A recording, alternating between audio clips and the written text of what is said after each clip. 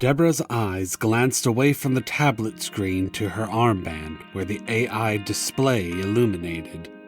Robin's purple face stared at her angrily, which meant he might have been trying to talk to her for a little bit. She groaned a little, pressed pause on the tablet screen, and then glared back at him. What? You're interrupting the best part. I have been trying to get your attention for 5 minutes.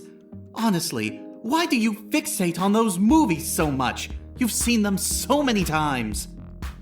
But the storylines are so good. They don't make horror like the classics anymore.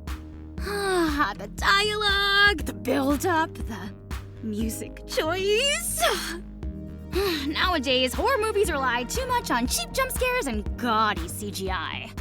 Yes.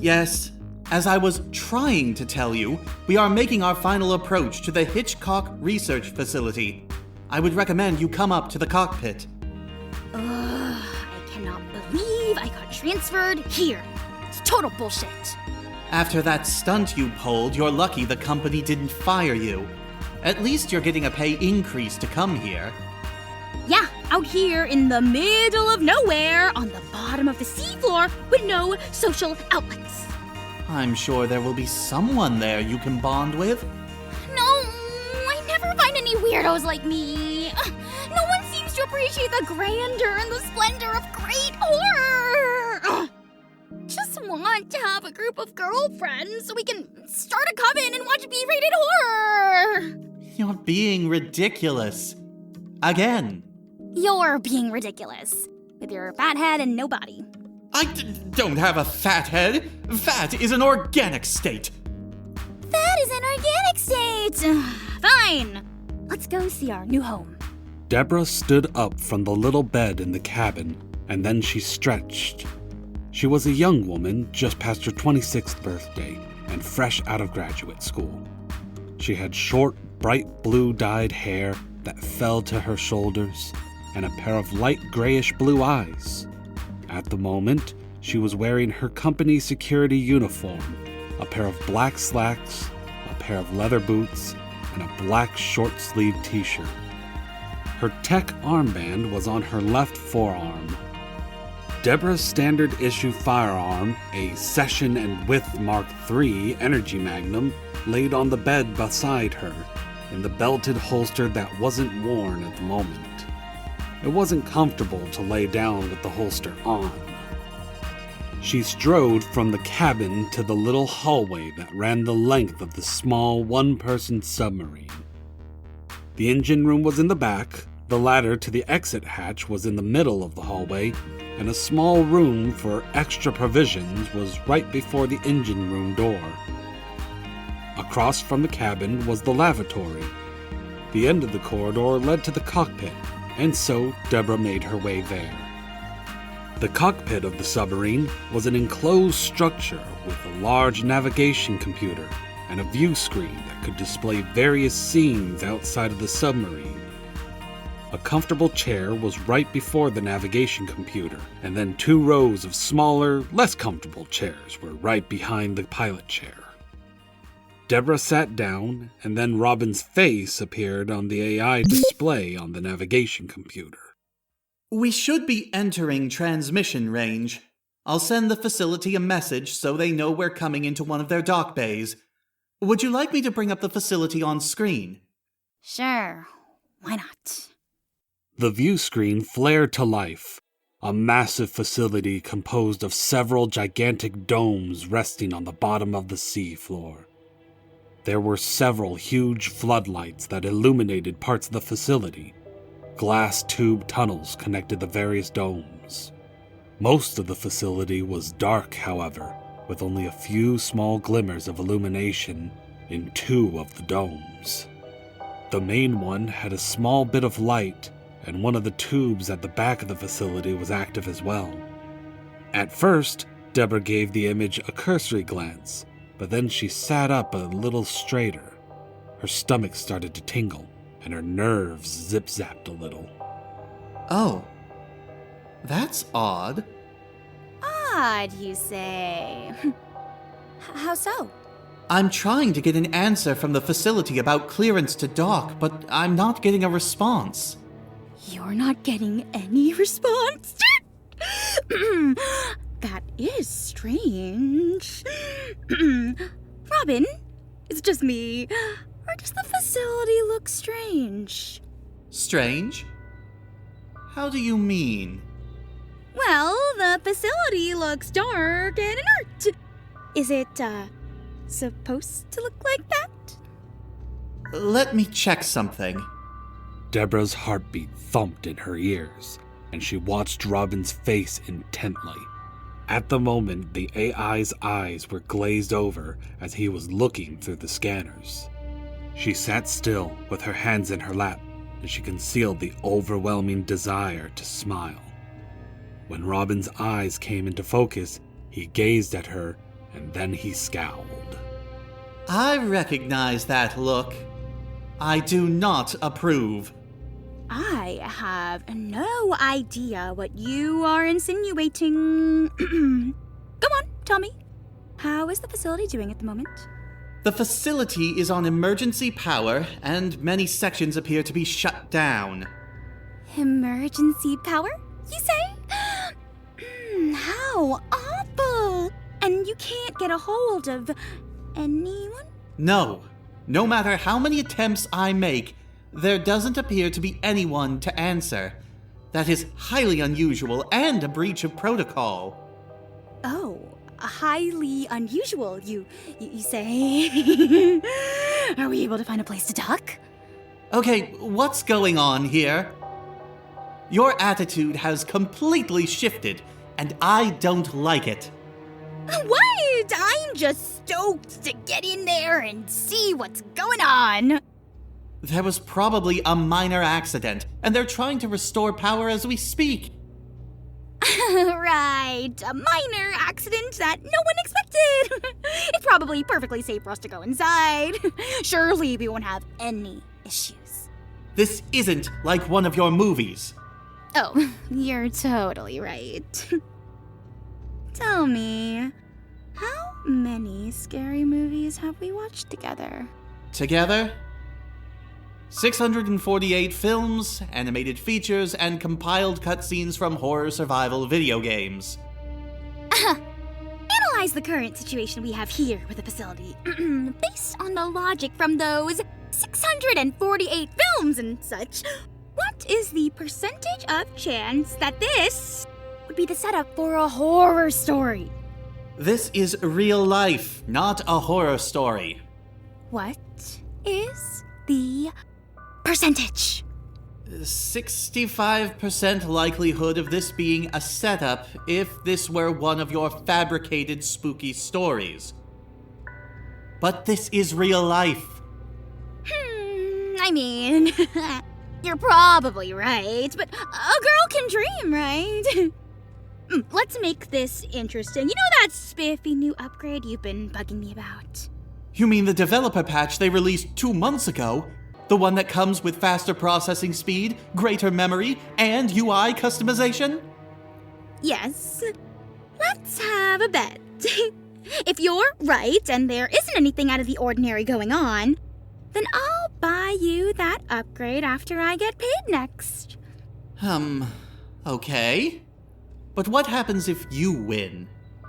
But I won't win because this is real life. What are your terms? If on the on chance I am right, and this is the setup to something spooky and otherwise horrific, then you have to download 15 zettabytes of hardcore pornography and watch it all. What? You heard me. But why? Why would you want me to watch all that? Because it would please me. Well, it really won't matter since things like that don't happen in real life. I know. Real life sucks. Okay, take us into one of the bays if you can. Right, piloting us in now. You should probably arm yourself just in case. Debra got up and strolled to the cabin. As soon as her belt and holster were attached, she moved to the small provisions room. Inside was mostly foodstuffs and repair parts for the submarine's engine room. However, there was also a Winchester energy rifle stored in case of emergencies. This might not be an emergency, or it could be exactly what she hoped for. She affixed a light at the end of the rifle, and then she returned to the cockpit. The view screen showed their submarine entering in through one of the docking bays, a square building that was attached to the domes via tube tunnels. The docking bay was as dark as the other structures. Robin transferred back to Debra's armband. Okay, we're ready to get out. It is very dark in there, and you're taking the energy rifle. Of course I am. The exit hatch opened up, and Debra climbed out. Robin had been right. It was very dark inside. Debra aimed her rifle, so the flashlight illuminated the surrounding area enough for her to climb down the exterior ladder, and then jump over to the edge of the docking bay floor. Several emergency lights were on in various parts of the chamber, and the air felt stagnant. She started walking toward the far chamber door, which led deeper into the docking area. Do your scanners pick up any life signs? No, it doesn't. There appears to be a terminal over there, though. Slowly and carefully, Debra maneuvered over to where the terminal was. There was a large glass window looking into an office with various kinds of controls and computers. Large cracks ran the length of the window, and the office was in shambles. Against the wall was a large set of double doors, but there were some kind of large metal blast doors covering them. Usually, that sort of thing only happened during real emergencies. Broken windows, wrecked office, lockdown procedures. This isn't looking good. Maybe there was a leak in one of the tube tunnels. I'm not certain. Well, that might explain the doors being locked. The damage to the office is another issue. Accessing the terminal now. Debra gazed around the room, and her skin crawled ever so slightly. Her instincts, the ones honed by watching probably millions of hours of scary movies, poked and prodded at her. She focused her senses and kept glancing about. Even the smallest sound might give her a hint, or be the warning that some horrid monster was about to jump scare her. It looks like there was an attempted message being transmitted out before the office got destroyed. It looks like the equipment was destroyed before it finished, however. Play what you can of the message, Robin. Playing the message now. There was a brief silence within the expanse, and Debra's muscles tightened in anticipation.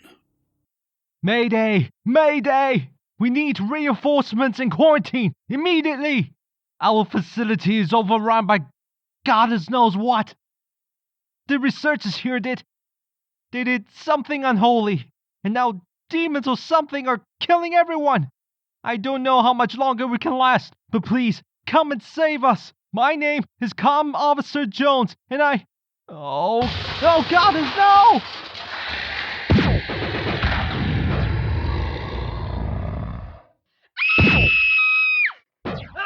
Robin looked into Debra's eyes, and neither of them blinked as the recording continued for several more uncomfortable moments. Should we leave? We could, but there could be survivors.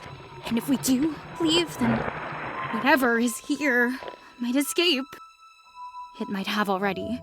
I did scan some places within the facility that had emergency power. There were also some life signs somewhere, just not here where we are.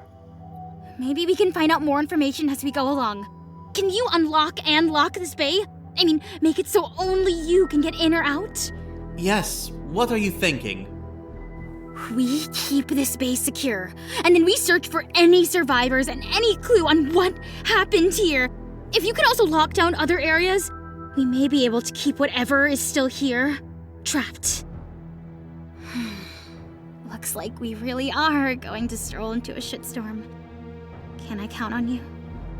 Of course you can. You know what this means, right? That if you prove yourself here, maybe you can get a better assignment? That is a good point, but there's something even more important. Perhaps the most important reason we have to live through this. Because we might find some survivors? More important than that. By everything in creation, I hate you so much! That's right, Robin. You're going to have to watch a lot of porn. Now, let's unlock that door and kick some ass. I hope you get eaten. Oh, I won't get eaten. I have you with me, so we're destined to win out, no matter what. Opening the blast doors now. Slowly and loudly, the blast doors creaked open, revealing a dark glass tunnel leading to Goddess knew what. Debra drew in a deep breath, leveled her rifle, and then began creeping into the passage.